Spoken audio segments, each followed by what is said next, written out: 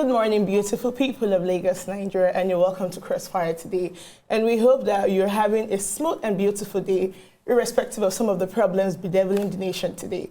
On Crossfire, my name is Againi Shoma, and I also have in the studio with me Miss Ayo Thompson. Good morning, Ayo. Good morning. I like the way you sound all formal. Really? And that is why you're barrister. You think we're in court, Miss Ayo Thompson. But I hope all Nigerians can also pardon my voice, because then I think I had so much rest and enjoyment during the Easter holiday, and that actually affected my voice. But then on Crossfire, we're here to do business. Yes, indeed, we're here to do business. My name is Ayo Thompson, and of course, I'll be co-captaining the ship this morning, Miss Ishoma, and obviously, hopefully, her voice would not fail us at the moment. Thank you for joining us. Remember, later on the show, we're going to be opening the phone line so that you get to join in the discussion, and whilst you listen to our guests. And I must tease you a little and let you know that we have two absolutely fantastic guests, and I'm sure that you would be interested to hear what they have to say. And I dare warn you that today it's going to get quite hot in the studio, but of course, this is Crossfire. What is it without it being a bit hot?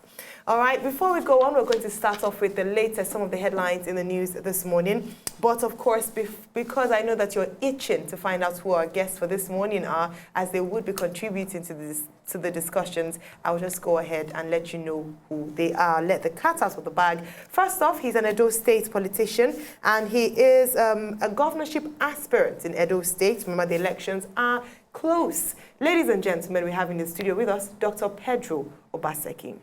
Good morning, sir. Good morning, sir. Thank you for coming. Good morning. I'm happy to be here.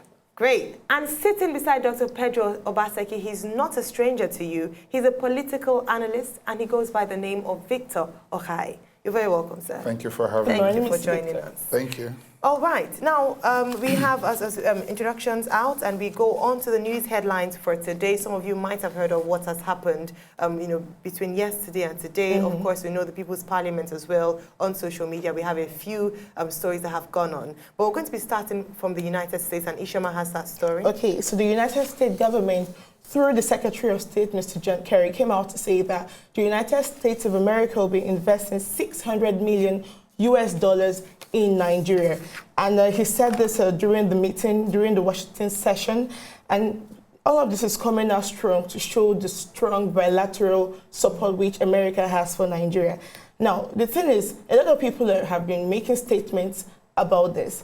A lot of people are asking, what does Nigeria stand to return to the American government? Because the whole amount, $600 million, it's not immense amount of money for the United States of America to throw at Nigeria. What is Nigeria giving in return? And what we're giving in return, is it synonymous to that amount? I hope people are wondering if it's not something that at the end of the day will rope Nigeria into a huge debt crisis. Now, just before you, just to throw more, to add a little bit more to what Ishama has said, a lot of times we know, or a lot of people have said, that the United States do not give without something else. So there's something at the back. Should we readily open our arms to collect this? Do we need it desperately in terms of, we see investment? They're also looking at investing in the health sector. They've mentioned malaria, HIV/AIDS, tuberculosis. And we're asking that these are diseases that over the years have been consistent, and we have made some progress, we have to admit. Should they still be involved in this aspect, or should they leave Nigeria to stand on its own? I think, I remember the late American President, Ronald Reagan. He said, the U.S. and the rest of us. U.S. is us. And Nigeria actually, the United States is basically Nigeria's largest trading partner. And that is key. And most of the players in the vital sector of the Nigerian economy, oil. You're looking at Schlumberger, you're looking at Chevron, these are American multinationals. So it is important to the United States of America that Nigeria remains economically vibrant. Not to stop there, Nigerians make up the largest diasporal, the ethnic African community in the United States of America. So, and if there is a crisis in Nigeria, America stands to lose both in terms of immigration, in terms of, if Nigeria fails, Africa is in a conundrum. So that must be taken into consideration. And America actually will pay to make sure things are okay outside of the fact that they also pay to make sure that things don't get out of hand. So, and in terms of the malaria, Nigerians, you also know that the cost of Lomat or Coatem and all those stuff are actually being paid for halfway. They are subsidized from the government, no, from American, what I call their NGOs, like that of Bill Gates. Yes, so the Bill Gates Foundation. Yeah, Bill Gates and Melinda Gates Foundation. So I don't see it as out of, what I'm just wondering is, why doing it now? They could have done it a lot earlier. No, but the issue now for me is because I'm looking at the story. Sorry, Mr. Victor. Yes. I'm looking at the story now, and we know the number of individuals, bright individuals, malaria has claimed in Nigeria. Now, if the United States of America is coming to help eradicate malaria, put a final stop to malaria, maybe working hand in hand with some of our hospitals here. Yes. To finding a lasting solution to malaria, I think that story probably have received more appreciation by Nigerians, but coming out to partner in terms of providing drugs or looking for a solution a permanent solution to HIV/AIDS, I think that would have been better off. Yes. No, malaria actually kills more people than HIV/AIDS in tropical It is actually Africa. the biggest killer in the world. Exactly, so why not find a one. permanent solution? I mean, look at it, we have a lot of herbs. Africa is blessed with a lot of herbs. So, it is your herbs that actually is quinine. It is dongoyaro. So why can't we, on our own, sit down? We have technocrats in Nigeria. We have intelligent people. Why can't we sit down on our own and come up with our own indigenous vaccine that completely eradicates malaria? I agree with you. I would be very interested in hearing from Victor. What do you think? I see things completely differently, and I'll tell you why. First of all, 600 million is chicken change. It's nothing. Okay. It's $600 million. Yeah, $600 million. It's nothing.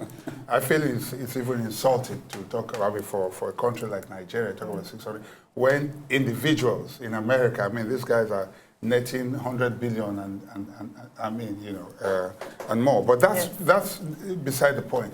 The real reason America is coming now is they're scared of China. The truth is, China is the biggest threat to American interest on the African continent and even globally. Very true. And so they're losing out on a per second basis. America does not do things without interest. And they're so selfish. They're taking after the British, who are the most selfich set of you. Oh, yes. Oh, yes, the most selfish. The British, if they give you one pound, be sure that they're going to extract. Their relationship is extractive. Yes. They will extract 100 pounds for every 1 pound. No, but I have to ask you a question. But let me land. Sorry, please. So they're being reactive. Yes. What they're trying to do now is not because they have any real interest as such, but just so that they won't be, following after China. China does not make noise. They do not make noise. Rather, they're all over the continent working along with other African countries. And the Americans have sat there and said, look, don't mind this. Fine, the Africans have said, yes, they may, but we're seeing the results. Whatever they're doing is on our soil. You understand what I'm saying? And so they're losing out. So it's to save face and to make an appearance of trying to do something that they're insulting us with 600 million, not even where it can be of any serious use. Yes. Even in the power sector, part of what they are mentioning there and all that, I don't see. No, 600 Okay, I need million to would ask just be you a a drop. question. It's just a drop in the No, I need to ask you a question. Now, even away from the main story, you said something very significant. The fact that the two superpowers, you could call them that, Britain and America, have a system of foreign policy whereby they only help a nation. It's extractive. Use the language extractive. Do you think it's high time? Yes, because it's worked for them. Whether we have an argument for or against it. No, they had an advantage. Yes, it's worked for them because that is what has given them the status as superpowers. The fact that they're very smart and calculative. And if you look at any good businessman, a businessman does not exploitative. Pick your language where I want to correct that. Let me even use the word business. Let me even use the word business before we even get to exploitative, first of all. If you look at a good businessman, if you're going into a business venture, a shrewd businessman. Please, because I need to correct you. Yes. Modern business today, you talk about sustainability. Yes. It's critical for any business now. You talk about corporate social responsibility. Sustainability is a new language. Yes. The reason is that where you extract, you give back. See, so that we put things in proper perspective. Okay. So when you use the word good businessman, that's bad business practice. Okay. When it's extractive, If sustainability is not part of it, then it's extractive. Then it's a shrewd. Okay, let me land with my case study first of all. Then we determine if it was shrewd or just normal business. No, but it's already clear from what you're saying. Okay, anyways, I'll finish it. And this is what happened. This is what happens. I've worked with some organizations under the guise of CSR. A lot of the new language is sustainability. Forget CSR. Even before sustainability, no longer CSR. Even before CSR. Sustainability. Let's talk about the responsible business practice of today. Yes. It's called sustainability. Yes, some people call it something. Because no. CSR has been found to be, people just do it. It's like the 600 million. 600 million will fall into the realm of CSR. Yes. Okay? Yes. It's not in the realm of sustainability. So I'm putting things in proper perspective. I totally understand what you're saying. This was basically a grant. Yes. What he was saying, it could be basically a grant. So you actually don't want to start legislating. No, the language is to invest. Invest. To invest in invest. So now let's also look at another dimension. It's invest. It's not a grant. If it's to invest, then it is their own exposure. But invest is not grant. Gentlemen. It's investment. Let's quickly look at the second side. I don't want to start defending the United States of America. I have absolutely Let's look quickly at another side to the story. Now, the other side to the story is Senator Kerry also condemned the activities of the Boko Haram and pledged the US no, not be today. Now today they destroy. Forget them. The Boko Haram now that it's almost being decimated. Now, do you think now we need the United States of America to help destroy the Boko Haram? And do you think it can actually help destroy? Because a lot of people have played. Let me quickly land on this. A lot of people have said that the world power, the superpowers of the world today, are strongly behind terrorist groups. You look at the ISIS, you look at the Al-Qaeda, you look at... Exactly. So the thing is, do you really think the United States of America can help Nigeria put a permanent stop to Boko Haram activities? Has America ever stopped any terrorist movement? We have to ask ourselves. But they can help us. Can they help us? Let me say this very quickly. Okay. Apart from the Gulf War that was won by George Bush Sr., which was not actually a terrorist war. All the times the United States of America has put its hand in fighting terrorism, supposedly whether it's in Yemen, whether in Afghanistan, whether it's in Iraq, whether it's in Syria, the case of ISIS, is being hit and run. And you cannot actually now say the United States is an expert in counterinsurgency.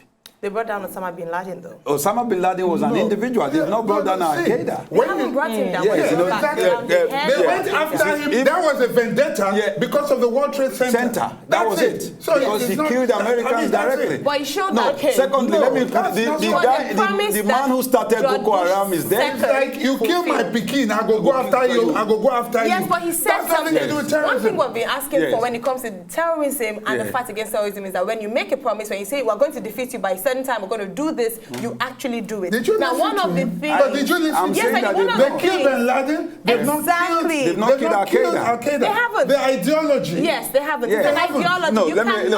Let's come to Nigeria. Let's come to Nigeria. Let's come to Nigeria. Yes. Boko Haram started 3 years before we heard about it. Yes. That when I say heard, we in the South. Yeah. And we must be clear. Yusuf, the leader, was killed. Yusuf, the leader of Boko Haram, was killed actually by the government of Yar'Adua. But Boko Haram waxed even stronger. Yes. So now Al-Qaeda in Iraq and in the Maghreb are the ones that, Al-Qaeda in Iraq in particular, is the one now that morphed into the Islamic State of Iraq and the Levant, or Iraq and Syria, or ISIS, or ISIL. Exactly. So, which means that the American act of taking out Saddam burgeoned into something bigger than Saddam ever was. Okay. And now, the thing is, so what I'm taking out Osama bin Laden, why it was good for publicity purposes, has made the world has been a lot more dangerous ever since. Now, when we talk about global security, Israel is one country that I think Nigeria should not look away from. how Israel I don't is understand. one country Nigeria should not look away from in terms of the security apparatus. They're a small country, You see, but they are everywhere in the world. when it comes to security, we can refer to them as a giant. No, they are. Now, unfortunately, it seems like Nigeria is not looking in the way of Israel to help strengthen our local security and maybe it's because they are not putting it in the public Yeah. in the public sphere. Apart from that, I need to correct something. Yes. Sorry, please. Yes. If you say Nigeria should be looking, you have to look at your strategic interests. To just single out a country without putting it in context or a proper perspective will not make sense. Why, for instance, would you say, okay, look in the direction of Israel? That's only one country. What is your strategic interest? And what is, in the relationship with Israel? Fine, they're very good, but what is that thing particularly that you want from them? And how is it going to be beneficial? When you say security, first of all, you have to look at, you talk about your neighbors. You need to start from that first. Because even the war we're talking about, if our neighbors did not strengthen the borders and join in the war, you can bring all the Israelis of this world here. Nothing would happen. So you've got to be able to look at things, contextualize them properly, look at them, and see. You don't just wake up and say, oh, Israel is good, let me run to Israel. It's not. So in saying that, you have to be able to look at your country's strategic interests. You have to be able to look at what you want to be able to get from them. You know, why? For instance, I'll tell you what, during the last administration, when this same America, refused to sell arms to Nigeria, their allies, Saudi Arabia, they're a very strong ally of the US. When we went to Pakistan that was willing, Saudi Arabia refused to give us airspace for them to fly through. And you're talking about, how, you see, there's so many things. So when we talk, we've got to be able to look at things in proper perspective. You don't just say go to a place. And how would Israel sell to you if America is not? Okay, no matter how willing you are, you've got to be able to look at it and see the possibility. With the Israel situation, there are two things you need to consider, like you've mentioned. One of them is the fact that Israel is a close ally of America. So if America says no, Israel is definitely unfortunately, that relationship has been somewhat strained during the Obama administration. Let me tell you.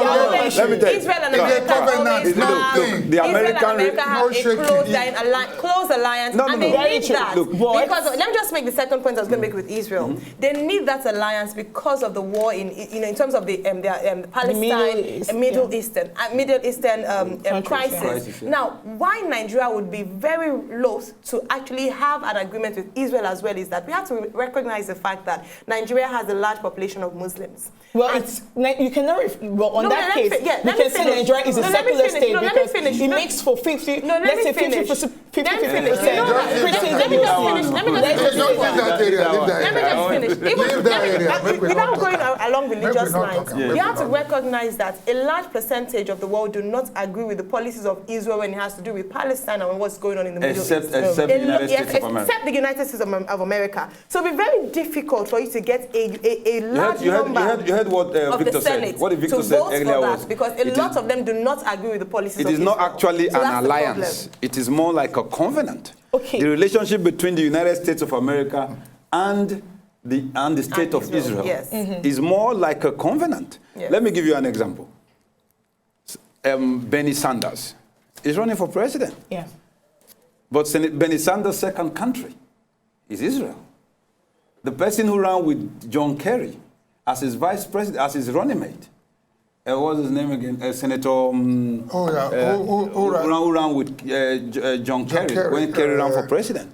When John Kerry ran for president against George Bush, W. Bush is a Jew. And Jews, Israel is their natural home. And it is difficult for you to separate Israel from the United States of America. So it's actually some people refer to it as the 53rd state. And they fund a lot of the campaigns that are going on in America at the moment. Since we've all, because we need to go on a short break now, but since we've all analyzed these issues, and it seems now like America on its own is not even a good bet for Nigeria because of their interest. Now, let's look inward. Now, I recall also during the Nigerian Civil War that the Biafran forces actually killed a lot of Nigerian troops using the Ogbunigwe, the local device, which was like a missile and all of that. And we have seen in Nigeria that we have a lot of technocrats. Does that mean that we cannot look inward? Technologists. Technocrats. Why? Well, and No, technologists. let me use the word Technologists. technocrats. When I say technocrats, I mean people who are naturally gifted. No, it doesn't with, work. With It inventions doesn't and work. all It of doesn't that. work. Now the thing Technologists. is, okay, technologists. All right. Yes. Then. The issue Or now inventors. is, can't we, as a country, Fund. invest and look inward, building our science and technology to be able to at least provide ammunitions for our military rather than looking at Do you foreign have power. comparative Nigeria- advantage in that area? No, but no, one thing is, let me say this. Nigeria Nigeria let me quickly add to this. Let me quickly add to this. Yes. Recall that I think last year there was a report by the police force that 60% of the ammunitions in Nigeria were produced locally. Yes, but that's what I want to talk about. Nigeria has an armament-producing arm of the Nigerian Armed Forces. DIC, which is now called DICON, Defense Industries Corporation of Nigeria. That is on the one hand. Number two, if you look at funding local technology, is not something you do overnight. But Boko Haram is an immediate and present danger. Yes, indeed. So we have to, and you cannot be funding them with little pellets. You cannot be fighting them with pellets, and these guys are having armored carriers. They are having rocket-propelled grenades and yes, RPGs. So these are things that need to be fought by persons who have knowledge on counterinsurgency. Don't forget, they are not an army. Yes. There is guerrilla force that can easily merge into the crowd. Yes. They don't have uniforms. They wear babariga, buba and shoro. No clearly defined territories or boundaries where you can say, okay, this is the front line and all that. Yes, indeed. Now Boko Haram will first of all be won in the minds of the people of the Northeast. An ideological war. Now, we really spent a lot of time on this particular one. We have two more. Do we still have time for the two? No, I think we have to go on a quick break now. But when we return, we'll be looking at the APC-led administration delivering on its policies and promises with focus on Edo State. We'll be right back.